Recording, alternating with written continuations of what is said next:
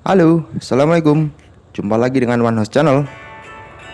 Kawan tani sekalian, tahukah Anda, penggunaan pupuk kimia secara terus-menerus pada satu lahan pertanian dapat menyebabkan degradasi lahan. Dan tahukah kalian apa itu degradasi lahan? Seperti yang sebelumnya saya katakan, degradasi lahan adalah suatu akibat dari penggunaan pupuk kimia secara terus-menerus tanpa diimbangi dengan proses pembenahan tanah.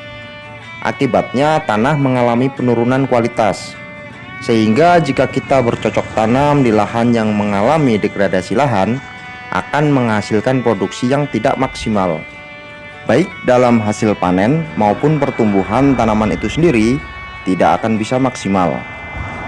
Tidak sedikit petani yang beranggapan bahwa pembenahan lahan itu tidak perlu, yang penting itu adalah pupuk dan obat.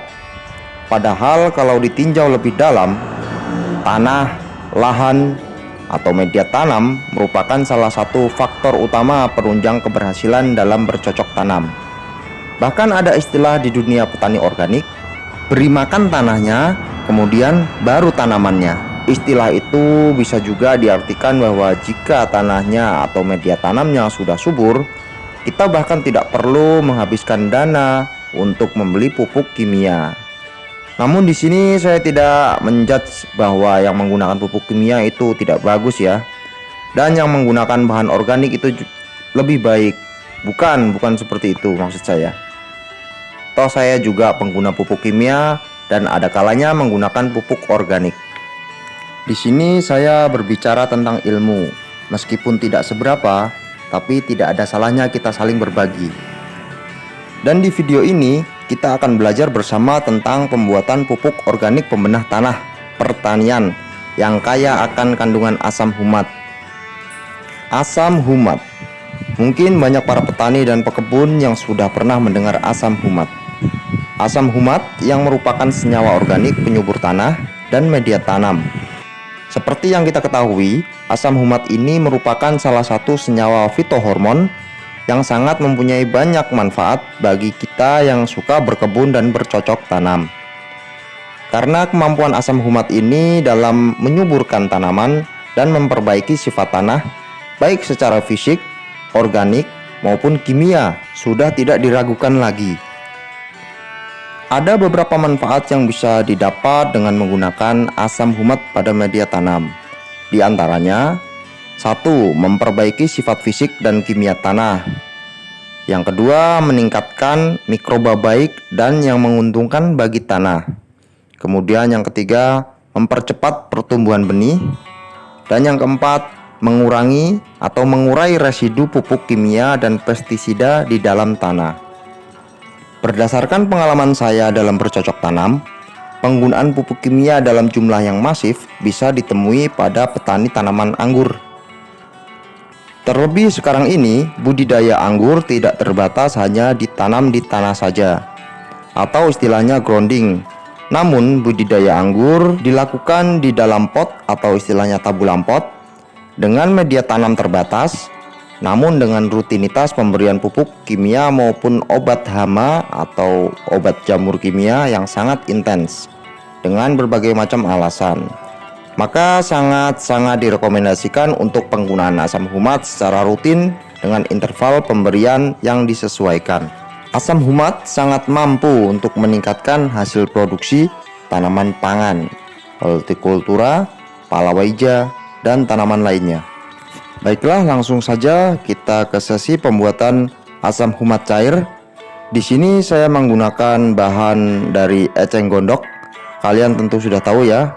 Eceng gondok adalah sejenis tanaman air yang sering ada di kali, di sungai, ataupun terkadang ada di danau.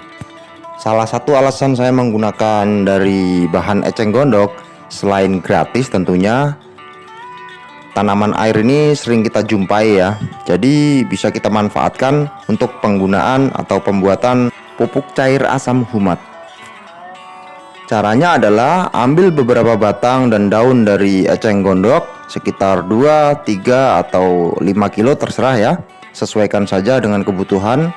Kemudian dipotong-potong atau dicacah-cacah atau juga bisa ditumbuk Intinya semakin kecil bagian dari eceng gondok itu dihancurkan, maka proses pembuatan dari atau fermentasi dari eceng gondok ini atau pembuatan dari asam humat ini akan semakin cepat. Oke, setelah proses penghancuran atau pemotongan bagian dari batang eceng gondok sudah selesai, intinya kita hancurkan atau kita potong-potong menjadi bagian yang lebih kecil. Semakin kecil semakin bagus. Ini sebagian saya tumbuk, sebagian saya potong-potong ya. Sudah saya dapatkan hasil sekitar 1 ember ini. Ini mungkin sekitar 2 atau 3 kilo ya. Kemudian setelah ini selesai, kita siapkan air ke dalam wadah. Wadahnya menyesuaikan saja punyanya wadah seperti apa. Di sini saya menggunakan wadah ember ya. Ember nanti saya isi dengan air kurang lebih 10 liter. Dan untuk bagian pencampuran atau dekomposernya, karena kita menggunakan sistem fermentasi ya, kita bisa menggunakan E4 atau bisa juga menggunakan Yakult. Karena kalau menggunakan E4 pastinya membutuhkan makanan dari mikroorganisme yang ada di E4 ini berupa molase. Jadi saya lebih suka menggunakan ini dia. Ini adalah fermentasi air cucian beras yang sudah dibuat lumayan lama ya, dan stoknya selalu ada karena setiap kali istri saya melakukan pencucian beras, air dari leri itu saya simpan ke dalam sebuah wadah, dan begitu seterusnya. Setiap pemakaian pasti ada pengisian, pemakaian ada pengisian, jadi nggak pernah ada stok habisnya. Saya gunakan sekitar 1 liter, masukkan ke dalam 10 air yang sudah saya siapkan tadi.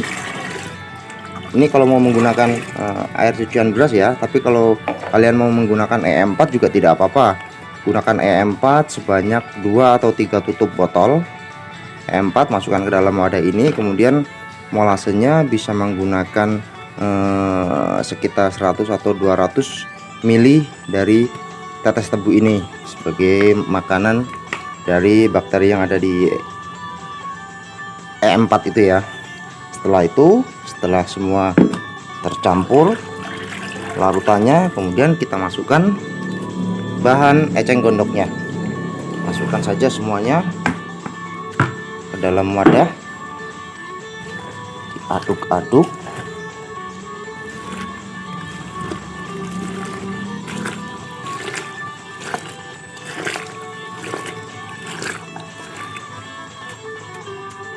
Oke, setelah itu kita tutup rapat, dan saya menggunakan apa ini namanya, lakban atau solasi seperti ini untuk menutup ya setidaknya agar kedap udara ya, seperti ini.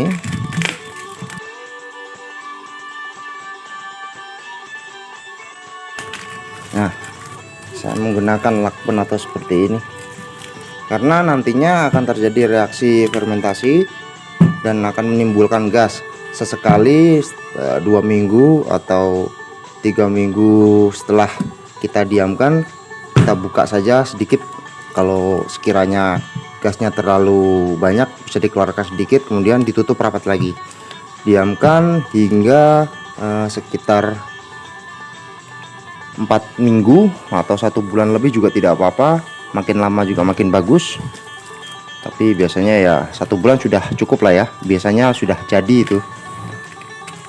Setelah sudah jadi, cara pengaplikasiannya ke tanaman, kita bisa menggunakan cairan humid acid ini atau asam humat ini dengan perbandingan air 1 liter air baku bisa dicampur dengan 10 ml saja. 10 ml itu biasanya 1 tutup botol ini ya, atau sekitar 2 sendok makan itu 10 ml dari asam humat. Kita campurkan dengan 1 liter air, bisa kita siramkan ke semua jenis tanaman dengan interval 1 minggu atau 2 minggu sekali juga tidak apa-apa.